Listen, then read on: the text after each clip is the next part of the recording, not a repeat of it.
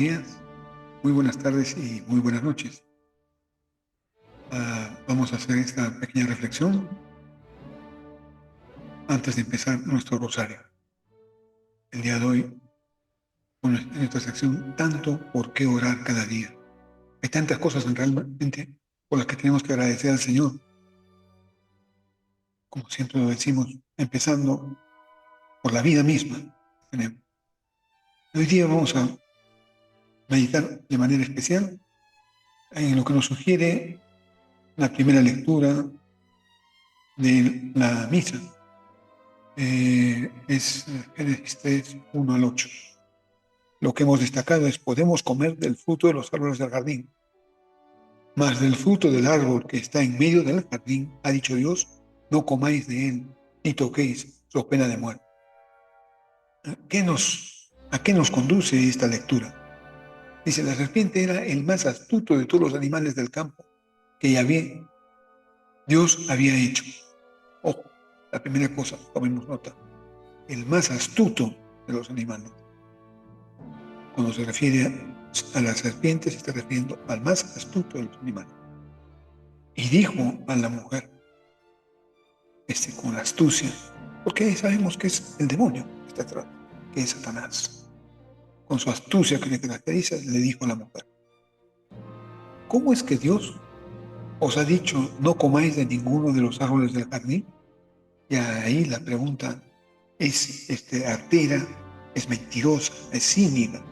Él sabía perfectamente la respuesta, sabía que no era así. Sabía que no era así. De ahí empieza la tentación. Es astuto. El demonio es astuto. Nos atrae, nos rodea, nos engaña. Por eso, esa es la primera lección que tenemos que aprender en esa lectura. Tenemos que estar alertas. No dejarnos seducir tan fácilmente, porque Él va a buscar la forma de hacernos caer. Y caeremos si no tenemos una defensa adecuada. Entonces, respondió la mujer a la serpiente: podemos comer del fruto de los árboles del jardín. O sea, todos los frutos podemos comer de los árboles del jardín. Mas del fruto del árbol que está en medio del jardín, ha dicho Dios, no comáis de él, ni lo toquéis, so pena de muerte.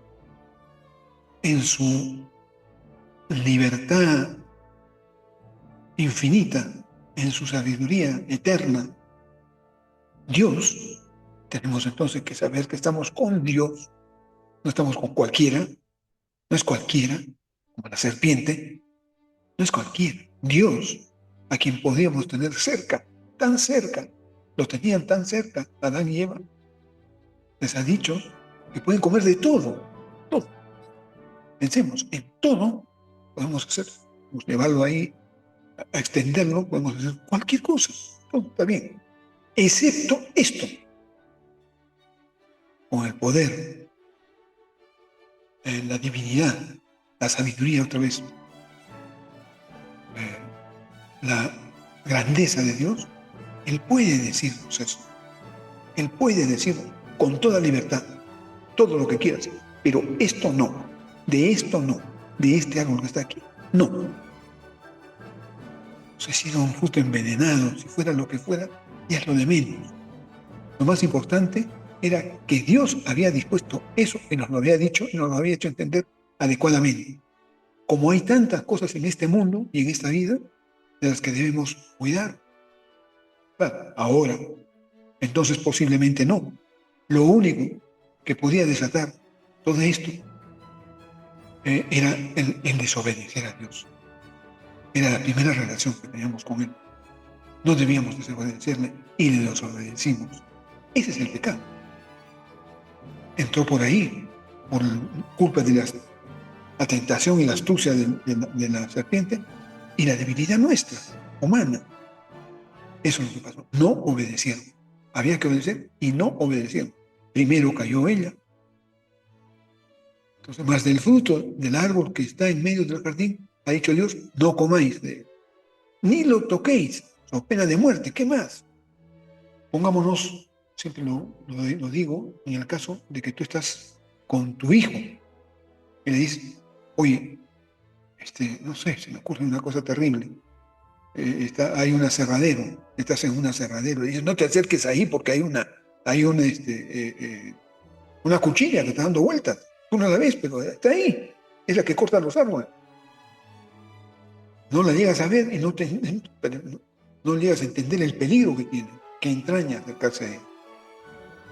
Y tu niño lamentablemente se acerca y mete la mano. Pues se la corta. Así de simple. Es decir, no es tu mal proceder, no es que tú seas malo. Podemos estar hablando del mismo modo de Dios, sino que no debías hacer eso, porque en el conocimiento que tú tienes como padre, como adulto, le estás aconsejando adecuadamente, le estás diciendo lo correcto, pero él lo hace. Lo mismo pasa con Dios. Nos aconseja y nos dice, no, eso no lo hagas, no vayas a hacerlo. So pena de muerte, no necesariamente quiere decir que te estoy poniendo, acondicionando, sino que te estoy diciendo que no lo toques, porque eso va a pasar. Si tú haces eso, va a pasar algo terrible, algo terrible. ¿Qué más terrible que la muerte? ¿Qué más puede ser más grave, más determinante que la muerte? Te lo estoy diciendo, pero tantas cosas que se ven, ¿no? En esta actitud. Falta de fe, falta de confianza, y el deseo tan grande de esta Eva, se deja tentar, se deja llevar, se deja, ah, la tentación es seducir, esa es la palabra, seducir, ¿no? Y cae en una trampa, porque era una trampa, porque el demonio lo sabía, él lo sabía, la serpiente astuta sabía, estaba en una competencia, nosotros sabemos ahora todo esto, ahora lo sabemos, y lo sabemos por justamente las escrituras. El demonio quería tentar a la humanidad, siempre ha querido. ¿Por qué? Porque se rebelaba contra Dios, porque Lucifer, que se sentía el más hermoso de los ángeles, quiso ser como Dios, quería ser como Dios. Esa misma tentación nos mete a nosotros, los seres humanos creados por Dios. Lo único que tenemos que hacer era obedecer a Dios, obedecer. Y no lo hicimos. Llegó un momento en que caímos. Siempre podía haber esa posibilidad, por supuesto, siempre podía haber. Pero no debió ocurrir. Estábamos advertidos, fuimos advertidos. Y la serpiente replicó entonces ante esa tentación a Eva.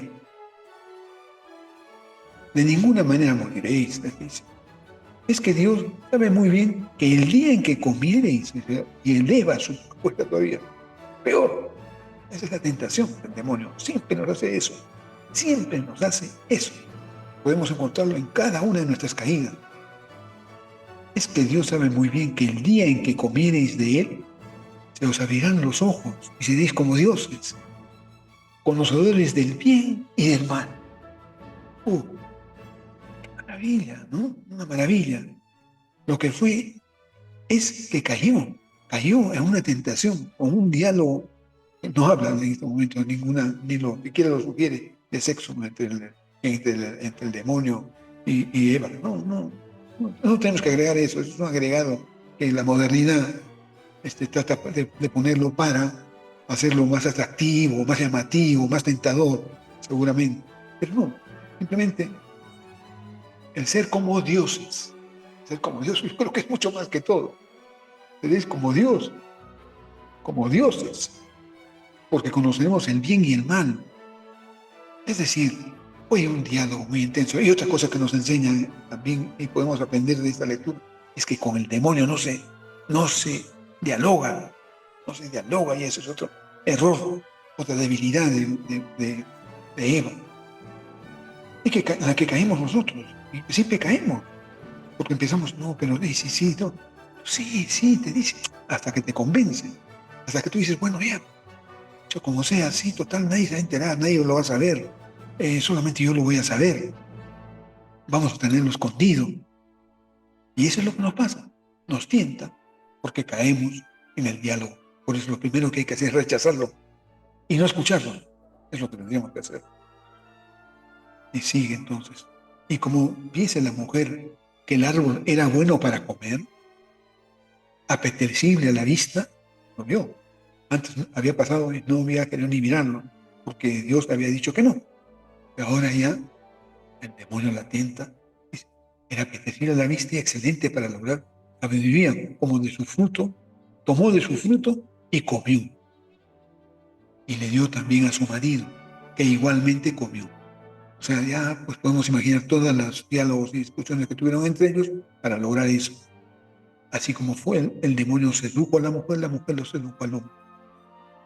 Puede haber sido, como digo, de cualquier otra manera, pero así fue. Entonces se les abrieron los ojos a ambos y se dieron cuenta de que estaban desnudos y cosiendo hojas de higuera se hicieron una señora.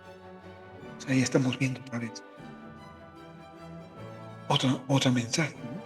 Entonces toman conciencia de lo que son, efectivamente, pero de un modo vergonzoso, de un modo equívoco. Entró el mal en sus corazones, en sus mentes, y entonces empezaron a verse de otro modo, de otra manera. Eso es lo que el Señor, Dios Padre, quería evitar. No, por eso no corrían el peligro de tomar ese alimento y no debían haberlo tomado. El castigo era la muerte, la pena era la muerte. Y efectivamente estaban muriendo a la vida eterna, a lo que se les había dado, a lo que se les había encomendado, a la gloria que estaban teniendo, a la dicha que estaban teniendo, a la vida que estaban teniendo en el paraíso. Ya no, ahora morirían, moriríamos. ¿Por qué? Lamentablemente, la desobediencia tenía unas consecuencias que se supieron de antemano, las sabíamos, pero caímos. Oyeron luego el ruido de los pasos de Yahvé, Dios, que se pasaba por el jardín a la hora de la brisa. Importante también, a la hora de la brisa. Y el hombre y la mujer se ocultaron de la vista de Yahvé, Dios, por entre los árboles del jardín. Y bueno, eso es lo que conocemos, que siempre ocurre cuando hemos faltado a alguien, cuando hemos faltado a la confianza, cuando tomamos el dinero, cuando tomamos la mujer de otro, o el marido de otra, cuando engañamos a alguien, a nuestros padres, a nuestros hermanos, a nuestros seres queridos, haciendo aquello que sabemos que no debíamos hacer, que lo sabemos, y por eso viene el remordimiento. Y no debíamos hacer porque constituye una injusticia contra el otro, constituye una burla, constituye una falta de respeto, constituye el robo de su inocencia, de su confianza. Faltar, eso ha pasado a todos nos ha pasado alguna vez. Y eso, en eso hemos caído. Y de eso nos habla este pasaje de la Biblia, del Génesis, de la pérdida, pero en este caso, de la pérdida mayor, porque es la pérdida de la confianza en Dios. O sea, la pérdida total. ¿Cómo reparar eso? No estaría en nuestras manos. No hubiera sido posible. Era tan grande el daño causado, en realidad, por generaciones de generaciones. Las consecuencias eran graves. Y han sido graves. Para siempre. Para siempre. De eso se apiadó el Señor, Dios, su Padre, y nos envió a Jesucristo para redimir, para salvarnos del pecado. Y Él, muriendo en la cruz y resucitando, nos abrió otra vez el camino, la posibilidad de hacerlo, la posibilidad de borrar esa falta, de a pesar de esa falta que ya estaba hecha, estaba cometida, cambiar la historia, para tener la posibilidad entonces de vivir eternamente. O sea, recuperar la vida que habíamos perdido. O como se desprende también del mismo pasaje, recuperar la vista. La vista esa que tuvimos entonces, ¿no? Y que nos permite diferenciar el bien del mal y procurar siempre el bien, siempre el bien, siempre aquello que no está prohibido por Dios. Y nosotros lo sabemos plenamente, pero lo que nos faltar a conocer, nos lo ha revelado Jesucristo en los evangelios. Y podemos reducirlo, como él mismo lo dice. Todo se reduce, ¿no?, a estos dos mandamientos: amar a Dios por sobre todas las cosas y al prójimo como a nosotros. En eso se reduce la ley y los profetas. Él lo dice. Entonces, procuremos vivir de esa manera.